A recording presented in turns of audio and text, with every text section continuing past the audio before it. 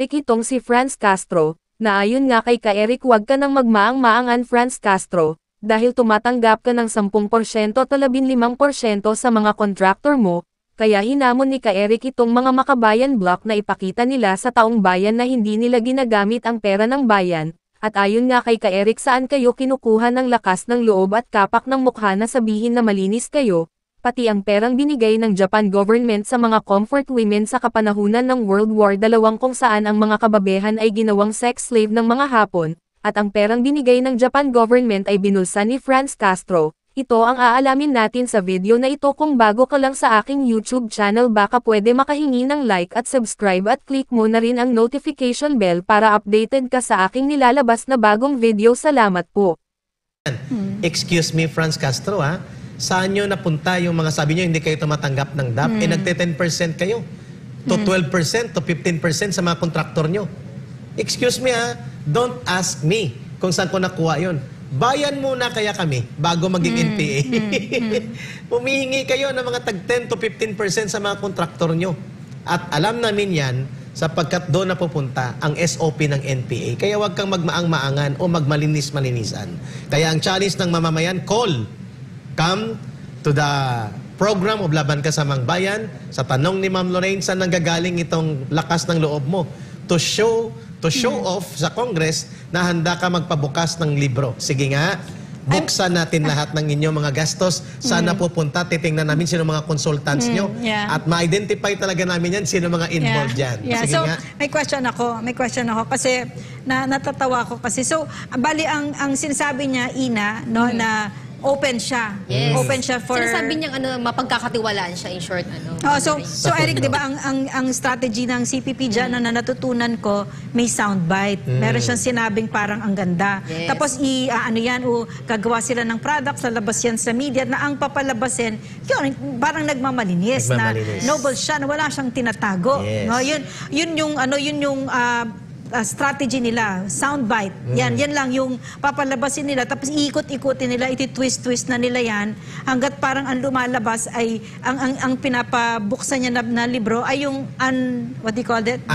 Extraordinary funds. Iikot-ikutin nila kasi mga sinungaling yan, sila Franz Castro. Sige nga, Franz, yung may extraordinary funds, ibuksan natin yan. Doon tayo magsimula. Doon tayo magsimula. Mamay kulang pa yung challenge mo. Pati yung mga kinulimbat ng ACNA, Butaw. Correct, yung Butaw, Franz. Na pinapahanap sa kanya ngayon ng mga guro, led by Vice President Sara Duterte, sa napunta for 12 years daw pala, ma'am, ay umaabot sa 39 million pesos ang estimated collection nila. Saan napunta ito? Unahin natin yan, Franz, kasi kawawa ang mga guro. Ibalik nyo yan kung hindi nyo may paliwanag sapagkat until now, you are doing mandatory payroll deduction without agreement by the DepEd leadership right now. Paano nyo nagagawa yun? Yun ang questionable. Kaya tinatawag namin na ang Alliance of Communist Teachers ay numero 1 kutongerong group ito. Eric, I have another Kasi question. wala explanation, kutong ng kutong lang. No, I have another question, ha. Kasi I found out during the weekend na maraming lumalabas pala sa mga group chats tungkol kay Mayor Inday, kay Vice President, na yung dinidikit pa rin yung corruption, no? Na hindi nila madikit-dikit, pero lumalabas kunyari na private citizens ang nagsasabi ng kwento, na dissatisfied sila, na ganyan-ganyan. Maaari bang CPP ito? Pwede. Kasi minsan gumagawa kami ng letter to the editor. Gagawa kami ng group na kung titingnan mo, very noble. Like movement against disinformation. Kunwari sina Tony Lavinia, pero sa likod sila pa rin ng CPP. Pati sila Norma ba yun? Yung last time, yung letter to the editor. Yung sa simbahan na taong bayan na nagkakaisa. Brother Franco, mayroon pa silang ginawa noon, yung kontradaya.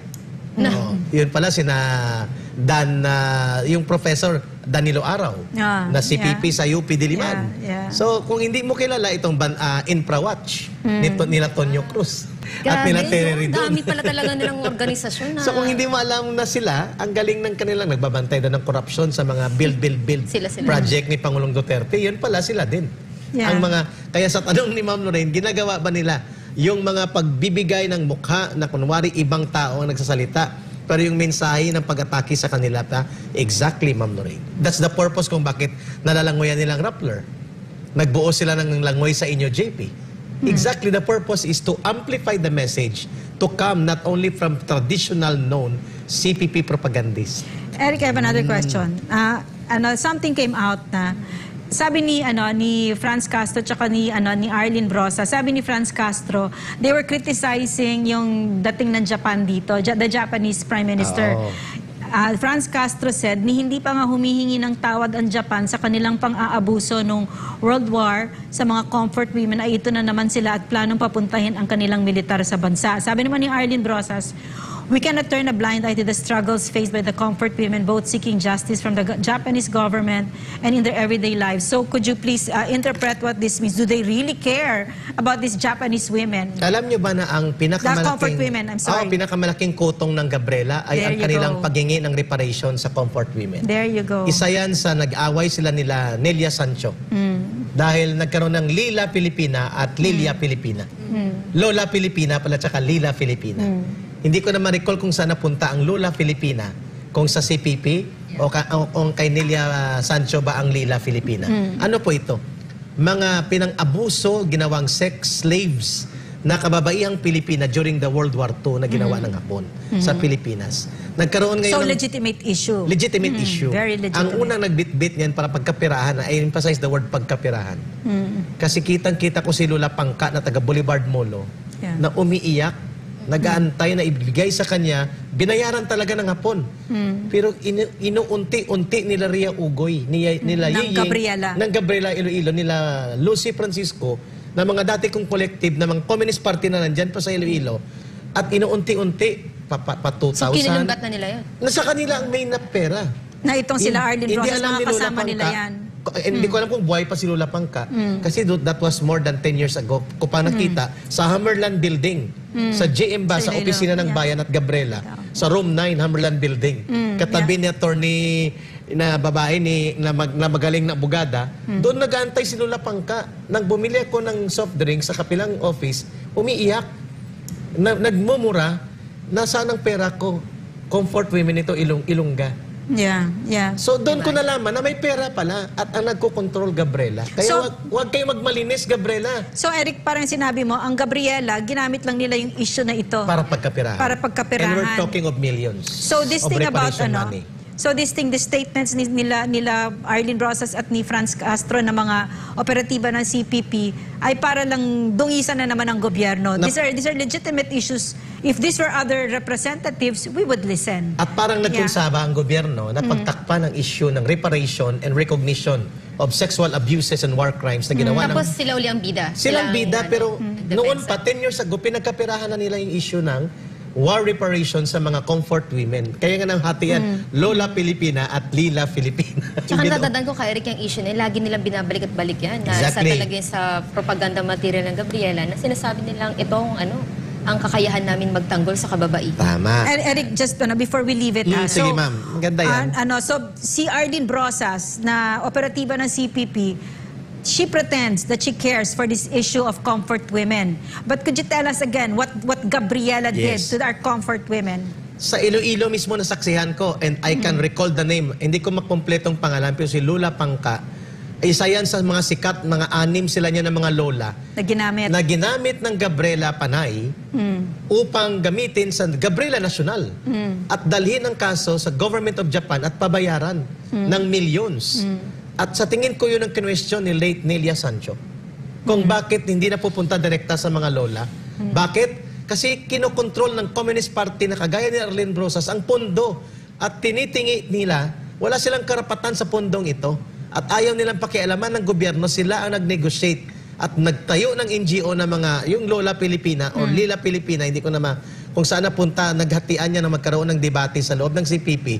Sa tanong ni Ma'am Lorraine, totoo ba itong care ni Arlene Brosas at ni Franz Castro At ng CPP. at ng CPP tungkol sa Gabriela at ng ACT. Gabriela at ACT at ng grupo ng bayan na sila daw ay nagkikare para sa mga comfort women? No.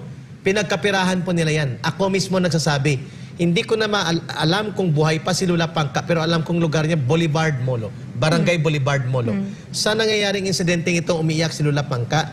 Doon sa gilid po ng abogada nakatabi ng Room 9 Hammerland Building na wala na ngayon dyan, sa J.M. Basa Street, yan pang opisina ng Gabriela. Bayan at kami dyan nagmi-meeting ang Urban Party Committee. And- Sino pa mga involved na mga tao na nandun ako? Yan, sina Yeyeng, sina Rhea Ogoy, sina Lucy Francisco. At hindi ko alam kung bakit umiiyak si Lola Pangka. Nang tinanong ko, Brother Franco, Ma'am Lorraine, Miss Ina, comfort woman to si Lola Pangka, na taga Boulevard Molo, survivor ito at documented at binayaran ng hapon.